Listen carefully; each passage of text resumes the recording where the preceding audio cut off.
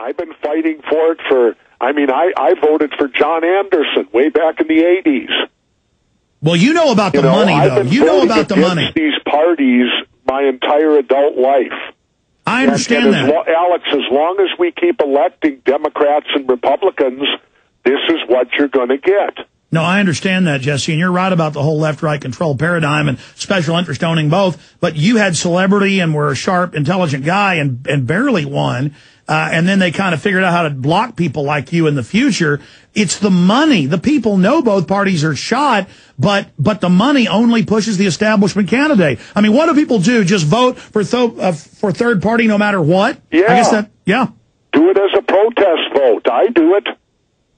I go there, and when there's an election, I go there and I pick out any candidate who's not a Democrat or Republican. That's what I do. And I protest vote. To me, if you go there and pick them out, then you're playing their game. Ultimately, they still get to be in charge because they got you to vote for them. And I'm not saying you, Alex, as an individual. I mean everybody out there. No, I understand. Let's jam a call in. Bill in Connecticut, you're on the air with Jesse Ventura. Hey, guys. How you doing? Hi, Bill. How are you? Real good. Hey, I got a question for both of you. It's pertaining to legitimacy of Barack Obama being the president. And I'm just kind of surprised that nobody talks about it at all. Well, that's because the media has chosen to focus in on that early on instead of all the other things that were wrong with Obama that we can prove, all his lying about wiretapping and torture and police state and wars and special interest. They always focus on that because you can't prove it one way or the other. Jesse Ventura, what's your take on the whole birth certificate thing? I guess I haven't paid much attention to it at all.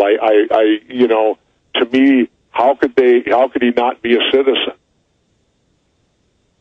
Well, McCain was born in the Panama Canal Zone before there were bases there. That's another question. How could both candidates have questionable lineage? But the point is, they come from parents who are from here. I mean, if they happen to be working abroad, that doesn't mean you're not an American citizen, does it? Well, his mom was from here. The dad was a communist from Kenya.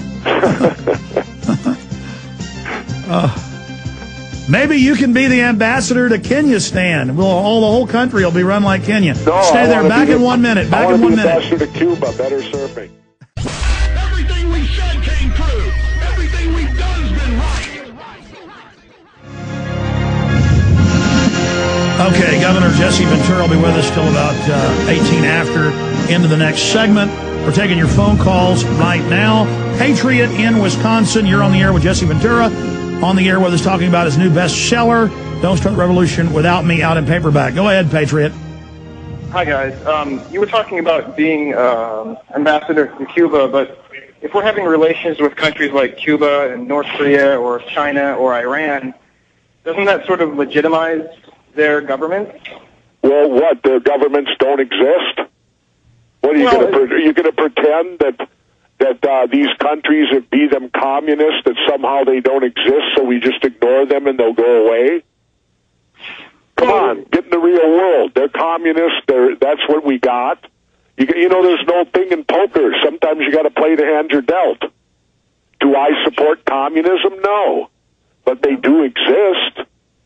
Look, this argument. You can't shut yourself off from that fact and pretend they don't. Let me throw something at the caller and then get his take and then yours, Governor. Look, détente always stops wars. It's always good to try to talk to somebody. Absolutely. Bloodshed should be the last thing. I mean, take our founding fathers. They talked for 10 years before they declared independence in 1776 against the tyranny of the king. And then you're in the right when you've tried. But Iran, we overthrew Iran in 53. Our government stages terror attacks. That's in the news today. I mean, Iran doesn't deserve to be attacked. And by being mean to Iran, that makes them get more hardline people in power like Ahmadinejad. Comments, caller. Well, yeah, I understand that. I'm not necessarily talking about going to war, but I'm talking about something like when the communists took over in the Soviet Union, when the communists took over in China.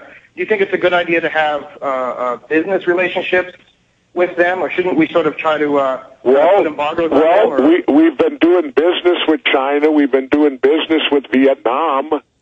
And why wouldn't we do business with Cuba? Let me tell you what happens. To me, remember, it was interesting when I was in China. Do you remember when we blew up their embassy?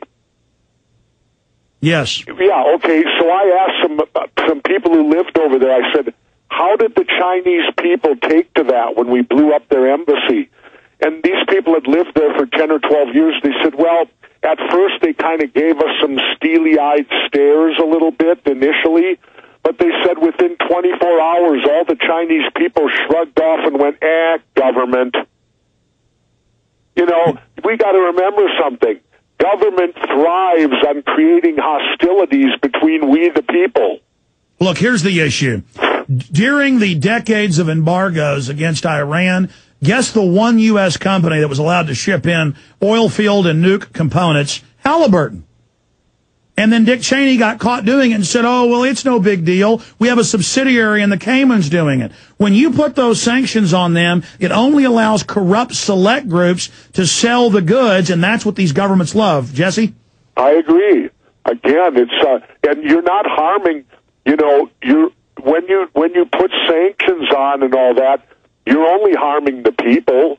Do you think Fidel Castro misses a meal? Do you think somehow our sanctions make his life somehow more demanding? No. All you're doing is hurting the poor people of Cuba in not doing business with them and in not attempting to raise everybody's lifestyle. It's a win-win. And these embargoes are not win-wins at all. Jesse, we know the truth. You just want to go surfing on those great beaches that supposedly have great waves. Well, I could do it anyway. All you got to do is sneak in there. It's a shame, though. Why should, we live in a free country. Why should I have my passport revoked from me if I decide I want to go to Cuba? By the way, I saw my 4-year-old actually get up on a board this weekend at the Texas coast. But just for a second, she got up on it for a second. It was pretty neat. Oh, well, next time it'll be 2 seconds, and then it'll be 3 seconds. And before you know it, she'll be riding those waves all the way to shore. I tell you, surfing's very addictive, isn't it, Jesse? Yes, it is, and it's very difficult, and people don't realize that it's a life dedication. And I love to say this: if people were that dedicated to a religion, would they call them religious bums? I'm as brown as a coconut from the beach. I love the beach itself. We'll be right back. You're listening to GCN, the world leader in independent talk radio.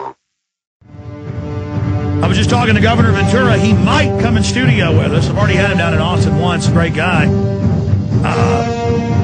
When he's driving down I-35 in his RV in September or October to go down to Mexico. And, Jesse, you were telling me you got a new T-shirt. Well, that's enough information, Alex. The listeners don't need to know no more than that. Oh, your new secret? No, my new T-shirt that I wear now, it says, I got it down in the Baja, it says, won't work for anything. and won't work for anything. That's the lifestyle I'm living now. I won't work for anything. There's nothing that I can be offered that would require me to go to work and inspire me to do so. But there's a positive for that. Since I don't want to work anymore, that means I won't be taking up a job from somebody who does. Okay, I've got 2 more questions for you. Then we're going to take calls for the 10 or so minutes we have left with you, Governor Ventura, and we appreciate all the time. Make them easy so I can get to the callers. Okay, well, no, this is a heavy question, and I was sitting there at the beach with my family this weekend thinking about this interview, and I wrote these notes. What makes, Jesse Ventura tick? But more than that, I was sitting there with the sun setting, with the moon up, watching the Texas coastline, and, I was sitting there thinking, what is this planet? What is the sun, the moon? We're in the middle of the galaxy and the universe, and we're these weird creatures, and we have children, and our lives are so short. And we're nothing but parasites. So I wanted to ask you... think about that, Alex. We give nothing back. We only use. Well, I think that's what every life form does. You'd see life itself as a parasite. So I wanted to ask... But wait, we have no parasite that eats us.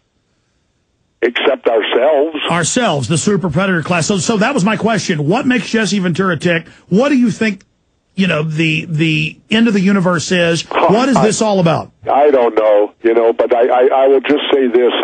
I feel very fortunate right now that I live in a place half the year where two really ecological systems meet, and that's the ocean and the desert.